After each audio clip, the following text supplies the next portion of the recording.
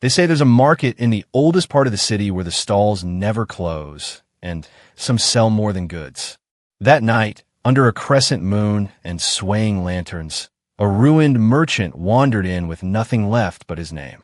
He passed silk dealers and spice vendors, until one stall stopped him cold, ancient, shadow-cloaked, and smelling faintly of rain on stone. On its table sat a chessboard carved from black obsidian and pale ivory, the pieces shimmering faintly like trapped stars. The woman behind the counter leaned forward, eyes sharper than glass. "Every move you play changes your life," she whispered. "But finish the game, and the game finishes you." Her words were soft, but they clung to his mind like smoke. He laughed. His debts had already broken him, his fortune gone. What more could he lose? He handed over the coins and carried the board home, its weight far heavier than what should be. That night, by candlelight, he placed the pieces and began to play. The first pawn step was followed by a knock at the door, a long-lost debtor returning his money. A knight's leap brought a sudden flood of customers to his shop. In days, the board turned misfortune into gold. A bishop's move healed the limp in his leg. A rook's march expanded his business, and his queen's dominance drew the attention of nobles.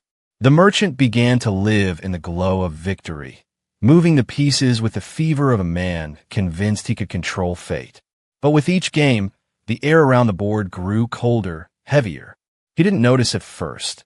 Not until the night he lost his queen, and a messenger arrived at his door to say his only son had fallen deathly ill. Fear replaced greed, and he played desperately, sacrificing pawns, rooks, anything to turn the tide. But the board gave rewards only to take more in return. His friends turned from him, his gold rotted in storage, and his son's breaths grew shallower. Then came the final position, checkmate within one move. The old woman's warning echoed in his skull, urging him to stop. But desperation won. His hand trembled as he toppled the enemy king. The chessboard blazed with light, the pieces dissolving into black smoke that coiled around him like chains. His house crumbled, his wealth vanished, and his son's bed lay empty. When the smoke cleared, he sat once more in that market stall, but on the other side of the counter, the cursed board before him. His voice, now dry and ancient, whispered to a new stranger wandering in, "Every move you play changes your life, but finish the game, and the game finishes you."